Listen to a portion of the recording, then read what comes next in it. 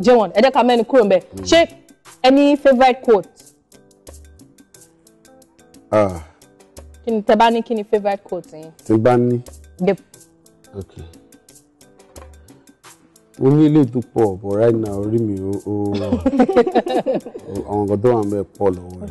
But at least, you know, one of them will always be live and let others live.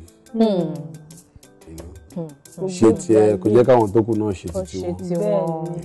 Ó máa ń jẹ́ kí mo gbé àwọn nǹkan tó jẹ́ máa ń jẹ́ ṣòro fún, you know, a lot of us young guys, you know, nowadays, you know, àkímọ̀ gbà tó yẹ ká sọ ká let go.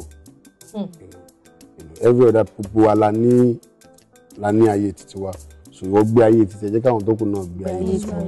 Ẹni tó bá dẹ̀ máa díwọ̀ lọ́wọ́ tí ò ní jẹ́ kó gbé ayé titi ẹ, whether bó jẹ́ ìyàwó ẹ, bó jẹ́ ọkọ ẹ, bó jẹ́ ọ̀rẹ́ ẹ, you have every right to let the person go and live your own life. You know, kò gbọ́dọ̀ jẹ́, you know, do or die affair. You know, ṣe tiẹ̀ kó jẹ́ káwọn tó kù ṣe titi wọn. Ẹ tí ò bá dẹ̀ ní jẹ́ kó ṣe titi ẹ, kó ẹrù ẹ kó kúrò ńbẹ̀ kó fi onítàn lẹ̀, because ayé titi ẹ kì í ṣe ayé titi wọn. You know, ayé gbogbo wa lọ́lọ́run dá sí nínú ayé, you know, pẹ̀lú bó ṣe wọ́n á dẹ̀ ní line up titi wa bó ṣe yẹ ká ṣe gbé ayé wa. So, you know, anybody tó wọ́n máa fọ ẹ níṣòro tí ò ní jẹ́ kó ṣiṣẹ́ tó yẹ kó ṣe tó máa fi take care family ẹ, or tí ò ní jẹ́ kó, you know, tó máa dí ẹ lọ́wọ́, you know, láti gbé ayé ẹ.